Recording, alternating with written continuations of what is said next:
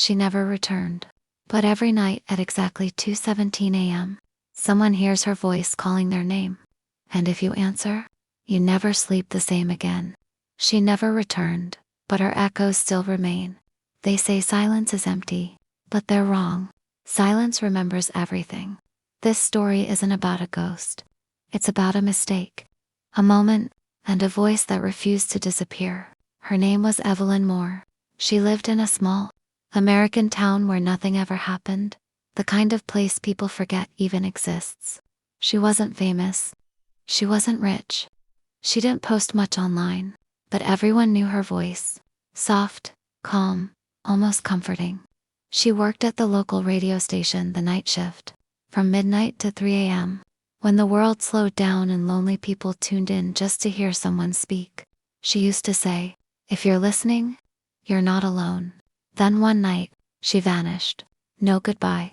No final broadcast. No explanation. At exactly 2:17 a.m., her microphone went silent. The music kept playing, but Evelyn never came back. Police searched for weeks. Her car was still parked outside the station. Her phone was on her desk, unlocked. The last thing on the screen was a draft message she never sent. "I think someone is listening to me." They said she ran away. They said stress. They said depression. But the town knew better, because the echoes began the very next night. At 2:17 a.m., people started calling the station, not to request songs, but to ask one question: who is speaking right now? The new host swore the studio was empty. No mic open. No scheduled recording. Yet listeners heard her. That same calm voice, faint, broken, whispering through the static. "Can you hear me?" The calls flooded in. Different states, different cities, same report. The voice wasn't coming from the radio. It was coming from inside their homes, from unplugged speakers, from baby monitors, from old radios buried in garages. Always at 2:17 a.m., always the same sentence: "I'm still here." People stopped sleeping. Some started recording. Most recordings captured only static, but a few captured something else. A second voice. Crying, begging, "Please don't turn it off." The station shut down for a month. Authorities said it was mass hysteria, but the echoes didn't stop. They followed people. One man claimed he heard Evelyn's voice coming from his car radio, even after removing the battery. A woman swore her name was whispered through her phone while it was powered off. Then came the disappearances. 3 listeners. All lived alone. All reported hearing the voice clearly. All vanished without a trace.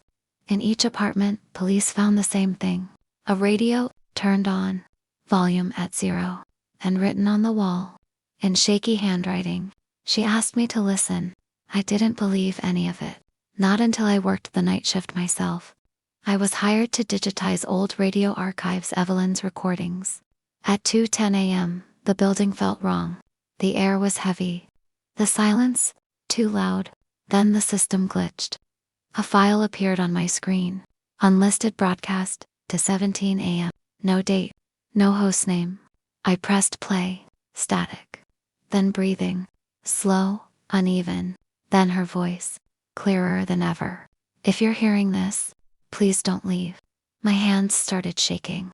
The clock hit 2:17. The lights flickered. The speakers turned on by themselves. And then she said my name. Not guessed. Not random. My name. "You stayed." I tried to shut it off. The system froze. The voice continued, closer now. "They stopped listening. That's why I'm still here." Images flashed across my mind. People alone at night. Radios glowing, eyes wide open. Unable to sleep. I understood then. She wasn't haunting them. She was trapped. Every time someone listened, she existed. Every time the silence returned, she faded. That night, I stayed until morning. The broadcast ended. The room felt empty. Peaceful. For the first time, quiet.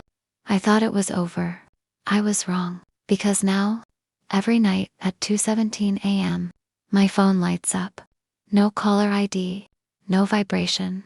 Just one notification. An audio file. Always the same length. always static. And just before it ends, her voice whispers, "Thank you for listening." She never returned, but her echoes still remain. And now that you've heard this story, the silence is listening to